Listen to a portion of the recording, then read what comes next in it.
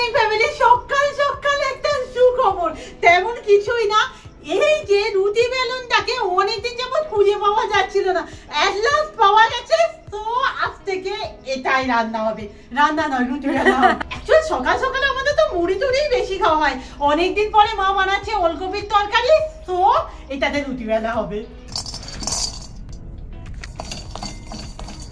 এই যে সমস্ত কিছু মা জোগাড় করে আগে থেকে রেখে দিয়েছে, মা ওইদিকে রুটি করবে আর আমি তরকারিটা করব।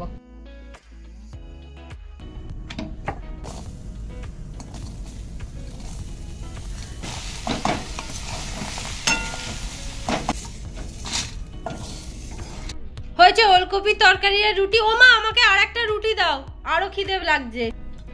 হ্যাঁ, আজ ব্যাংকে যেতে হবে, আর মা না থাকলেই না গোটা বাড়ি যেন অন্যরকম হয়ে যায়। তাড়াতাড়ি চলে এসো।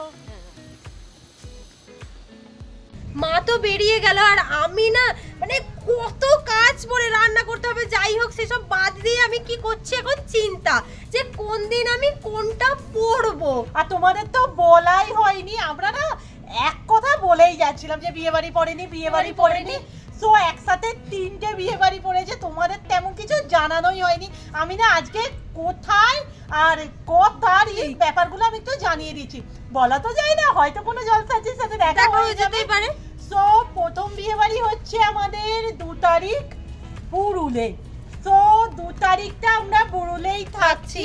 3 তারিখ একটা প্রোগ্রামের কথা হচ্ছে, ঠিকভাবে বলতে পারছি না তোমাদের, পুরোপুরি ঠিক হয়নি, তাই তোমাদের জানাতে পারলাম না। নেক্সট বিয়ে বাড়ি হচ্ছে 6 তারিখ, ওটা আছে আমাদের আই থিঙ্ক আমতলা। বাট ওখানে যাওয়ার আগে আমরা গোতলা যাবো, নান্টুদের বাড়ি মানে বড় কাকিমাদের বাড়ি। তো 6 তারিখ আই থিঙ্ক 7 তারিখও আমরা গোতলা থাকছি। আর নেক্সট বিয়ে বাড়িটা 13 তারিখ। হ্যাঁ, 13 তারিখ হচ্ছে আমার বন্ধু বলো বোন বলো একটু জুনিয়র আর কি, বনানীর বিয়ে, ওটা হচ্ছে রাজারামপুর। সো 13 তারিখ আমরা বাড়ি থেকে যাব। মানে পড়ছিল না এত কিছু বিয়ে বাড়ি পড়ে গেছে, আর আমরা না কোনোভাবেই ম্যানেজ করে উঠতে পারছি না। আর শাড়িগুলো সবই পরা, ওগুলোই আমার রিপিট হবে। চ্যানেলের অবস্থা তো দেখেছো, এখন না আমি ইনভেস্ট করতেই পারবো না শাড়িতে। জয়সি বলেই গেছে যে 7-8 দিনের আগে শিকড়ের তো খবর নেই, বাট ওই আর কি মাঝে মাঝেই দেখছি। সিরিয়াস এইভাবে বেরোনো সম্ভব? শুধু যে জলটা একটু কমে গেছে, আর তো কিছুই দেখতে পাচ্ছি না।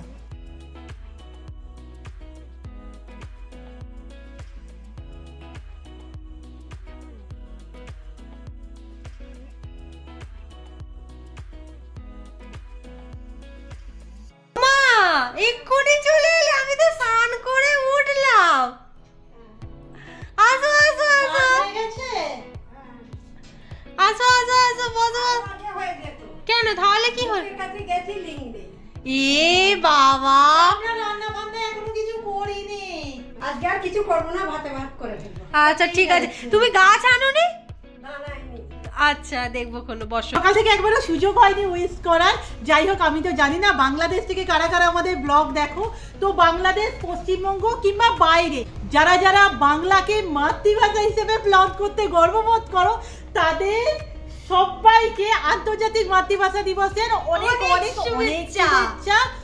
আজ 21শে ফেব্রুয়ারি আমাদের কাছে তো এটা বিরাট গর্বের জিনিস। প্রথম দিকে যখন ব্লগিং চালু করি না, অনেকেই বলেছিল যে তোরা কি হিন্দি কন্টিনিউ করতে পারিস না, বাংলায় ব্লগ কি দাঁড়ানো সম্ভব? যাই হোক, যতটুকু হয়েছে আমাদের তো বাংলার উপরই হয়েছে, আর আমরা ওটারই উপর আজ কিছু ডিসকাস করতে বসেছি। আমাদের ব্লগে কমন কমেন্ট যে তোমরা কি ফোন ইউজ করো, কি মাইক ইউজ করো, কি স্ট্যান্ড ইউজ করো, মানে কিভাবে কি করো। যাই হোক, অনেকেরই প্রশ্ন আর কি যে ব্লগিং সেটআপে কি লাগে, ব্লগিং সেটআপ বলবো না, ইউটিউব শুরু করতে কি লাগে, কিরকম কি খরচা হয়। সত্যি কথা বলতে প্রচুর প্রচুর খরচা হয়, তবে পুরোটাই তোমার স্ট্রেংথ। তুমি কতটা ইউটিউবকে টাইম দিতে পারবে, কতটা তোমার ক্ষমতা আছে। সব থেকে বড় কথা যেটা সব ব্লগাররা প্রথম থেকে বলে আছে, সেটা হচ্ছে ধৈর্য। এই বিষয়ে আজকে আমরা ডিটেল কথা বলবো। প্রথমেই বলে রাখি, আমরা কোনো বড় ধরনের ছাড়ো, আমরা নিজেদের তো ব্লগার বলেই মনে করি না। একটা চ্যানেল দাঁড় করিয়েছি, তার 1 লাখের উপরে সাবস্ক্রাইবার ফ্যামিলি মেম্বার আছে, ভিউজ যথেষ্ট ডাউন। এই সত্যি একটা কথা বলে রাখি, রিচ প্রচন্ড কম। সো প্লিজ কমেন্ট আর লাইক বেশি বেশি করে চাই। আর কারণ হিসেবে বলো কেন ভিউজ ডাউন, এটাও আই থিঙ্ক আমাদের অনেক যারা নতুন নতুন ক্রিয়েটার তাদের কাজে লেগে যাবে যে ইউটিউবে এরকম চলে হিসেবে বলা যায়। দেখো বছরের শুরু চলছে, অ্যাডভার্টাইজমেন্ট কম, এক্সাম চলছে, আর আমাদের জীবনে এমন কিছু হচ্ছে না যেগুলোতে তোমরা ইন্টারেস্ট পাবে। তাই যারা যারা একটা কমন কথা বলো যে views down views down views down ইউটিউবে লেগে থাকে। এবার আসা যাক মুদ্রা কথায়।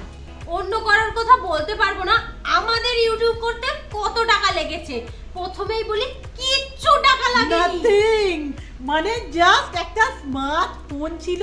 আর অনেকেই এখন না দেখতে পাচ্ছি আইফোন, আই থিঙ্ক অনেক ব্লগারদেরই বোধহয় দেখতে পাচ্ছি অবভিয়াসলি কোয়ালিটি নিশ্চয়ই বেটার হয়। আমরা একবারও বলবো না যে হয় না, তো আমাদের ক্ষেত্রে তো কিছুই হয়নি। মানে আমার কাছে যে ফোনটায় আমি শ্যুট করি আমার মিনি ব্লগগুলো এখনো পর্যন্ত, ইনফিনিক্স S5 Pro, ওই ফোনটা ছিল আই থিঙ্ক ওটা লকডাউনের সময় 12-13 হাজার টাকার মতো দাম নিয়েছে। আর ওটাকেও না আমি মানে ইউটিউবে ইনভেস্টমেন্ট বলতে পারবো না, কারণ তার অনেক পরে আমাদের চ্যানেল খোলা। আমাদের ওই ফোনটা থেকেই কিন্তু 50,000 ফ্যামিলি হয়ে গিয়েছিল। সো নাথিং, যেটা লাগে সেটা হচ্ছে কন্টেন্টের জোর। আই থিঙ্ক আর একটা জিনিস লাগে সেটা হচ্ছে অনেস্টি, যেটা আমাদের ক্ষেত্রে অনেক কাজ দিয়েছে। আর তখন আরেকটা ফোনও আমাদের ছিল, তোর পোকোটা কি তখনই? তখন আমি পোকো দিয়ে শুট করতাম, কিন্তু আমাদের যে কোয়ালিটি নিয়ে অত কিছু আসেনি। আমরা কোয়ালিটি নিয়ে প্রথম দিকে অতটা মাথায়ও নিইনি। আর আই থিঙ্ক আমার এখনো মনে হয় যে কন্টেন্টের যদি জোর থাকে, কোয়ালিটি ডাজ নট ম্যাটার।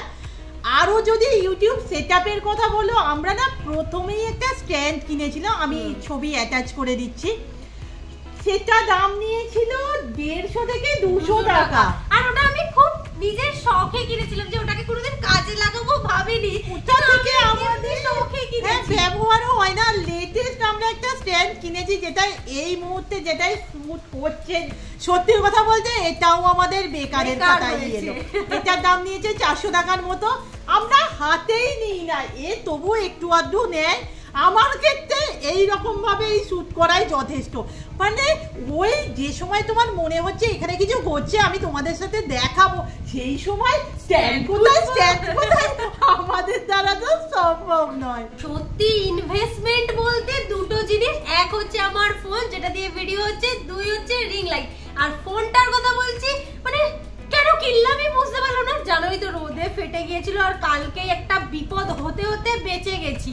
এই সূত্রে বলে রাখি, কার ক্ষেত্রে OnePlus কি রকম কাজ দিচ্ছে জানি না, আমাদের ক্ষেত্রে তো কোনো রকম বেটার আমি তো দেখতে পাচ্ছি না। যাই হোক, তবে ওই যে বললাম ফোনটা কিন্তু আমরা কোনো রকমই কিনতাম না যদি ওই টাইমটা খারাপ না হতো। আর মধ্যবিত্ত ঘরে তো জানোই, মানে একটার কথা আমরা প্ল্যান করে রাখবো, তার মধ্যে আর একটা কিছু ঘটে যাবে, সব ওইগুলো চাপাই পড়ে। আর একটা জিনিস যেটা আমরা ইনভেস্ট করেছি, রিং লাইট। সত্যি কথা বলতে প্রোডাক্ট নিয়ে আমাদের কিচ্ছু বলার নেই, অসম্ভব ভালো। এই যে দেখা যাচ্ছে অসম্ভব ভালো। বাট এটাও যে আমি কেন ওকে গিফট করেছি, খুব রেয়ারলি আমাদের রিং লাইট জ্বালানো হয়, তার উপর মা। সত্যি কথা বলতে না, ইলেকট্রিসিটিটাও ভালোই টানে। আর এমনি আমরা তো বাইরে গিয়ে ধরো ভিডিও করি, সেখানে তো রিং লাইট ক্যারি করা, আমি কি হাতে করে এরকম রিং লাইট নিয়ে যাব নাকি? আর যে প্রশ্নটা বেশি আছে, আমরা কি মাইক ইউজ করি, সত্যি কথা বলে এখনো পর্যন্ত আমাদের কাছে কোনো রকম মাইক নেই। আমি তো যখন তখন ভয়েস ওভার দিই, তাই তোমরা খেয়াল করবে পাখির আওয়াজ, গাড়ির আওয়াজ তো পাওয়া যায়। এখানে অ্যাকচুয়াল কাকার মানে পাশের বাড়ির এক কাকার দোকান আছে, কাঠের দোকান, ওখানের আওয়াজ পাওয়াই যায়। এর ফোনটাই না তবু স্টেবিলাইজার, নয়েজ ক্যান্সেলেশন আছে, আমার তো কিচ্ছু নেই, এখনো ওটাই চলছে।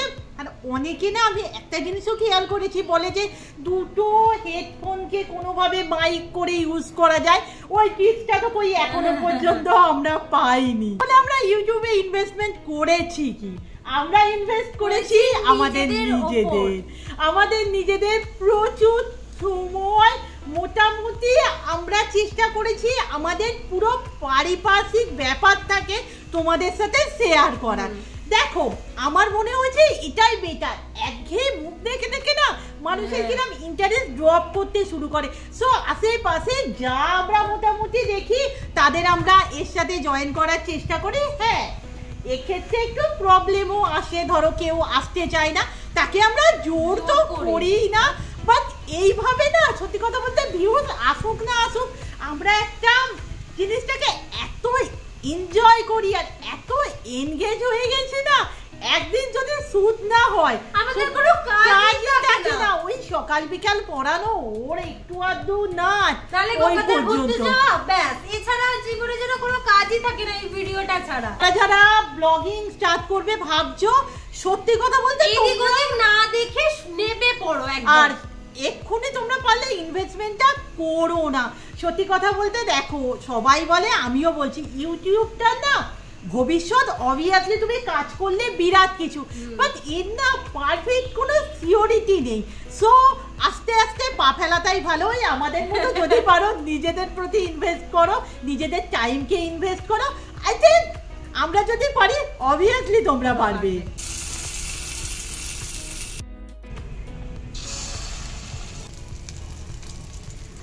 আজকের খাওয়াটাতে না স্কুলে যাওয়ার কথা মনে পড়ে গেল। যাই হোক, ঘি আলু ভাতে দিয়ে ভাত খাবো, আর আমি তার সাথে খাবো ডিম ভাজা, মারা মাছ খাবে। মানা বজবজে গেলেই আমাদের জন্য পেয়ারা আনে, একমাত্র এটাই বোধ হয় যেটা আমরা প্রোটিন খাই, মানে মোটামুটি ভালোবাসি। বাদ বাকি তো যেগুলো ভালোবাসি সেগুলো সবটাই আনেনলি। পাকা করতে ভালো, এটাও পাকা একটু। নরমালি আমাদের বৃহস্পতিবার ক্লাস হয়, কিন্তু কাল ক্লাসটা অফ থাকছে, তাই আজকে রিহার্সাল আছে। আমি নাচের ক্লাসে যাচ্ছি এখন, মানে সেই আগের সপ্তাহে ছুটি ছিল সরস্বতী পুজোর কারণে, তার আগের সপ্তাহে নাচের ক্লাস গিয়েছিলাম। নাচের অবস্থা তো পুরো জঘন্য, আমি সব ভুলে গেছি। আর এই বছর না সরস্বতী পুজোতে যাওয়ার খুব ইচ্ছা ছিল স্যারের ওখানে, কিন্তু যাওয়া তো আর হলো না, ওই যে ফিরে শরীর আর দিচ্ছিল না বলে। যাই হোক, টাটা, আমি বেরিয়ে যাই। কিন্তু আমি বলছি আমি একটা হ্যাক ট্রাই করবো, সেই ব্যাগটা দিতে পিছনে চলে যাই। তুমি কিভাবে ব্যাগ দেবো? অফ কর, অফ কর। পর মনে পড়েছে, মনে হচ্ছে ওইভাবেই ওইভাবেই হচ্ছে। ইয়া ওইভাবেই নিয়ে যাবি? সিরিয়াস? না না, মনে পড়েছে।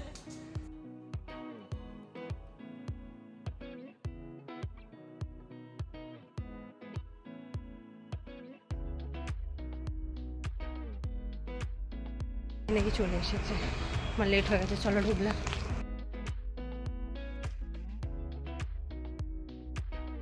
কথা হচ্ছে কালো যাদবপুর ইউনিভার্সিটিতে একটা প্রোগ্রাম আছে। আমি বলো আর মা বলো, আমাদের না কারোরই খুব একটা যেতে দেওয়ার ইচ্ছা নয়। আমি তো যেতেই পারবো না, তার কারণ হচ্ছে সামনাসামনি অনেকগুলো ওকেশন, প্রচুর কামাই হবে, আর এই সময় আমি যতটা পারছি টিউশনটা অ্যাটেন্ড রাখার চেষ্টা করছি। করতে এলি না?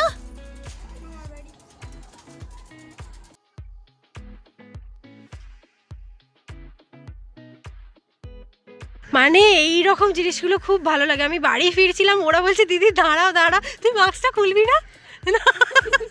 আচ্ছা ঠিক আছে, অত লজ্জা পেতে হবে না, আরেকবার হাই করে দে। কাল কটায় বেরো না? কালকে 4:17 ট্রেন। বাড়িতে তো বিট গাজরের তরকারি আর রুটি হয়েছিল, আমি তো ভাবতেও পারিনি যে চপ এনে হাজির করবে। এ নাকি ওয়েট লস করবে। বাপরে বাপ, বোমাগুলোর কি সাইজ, আর কতদিন খাইনি।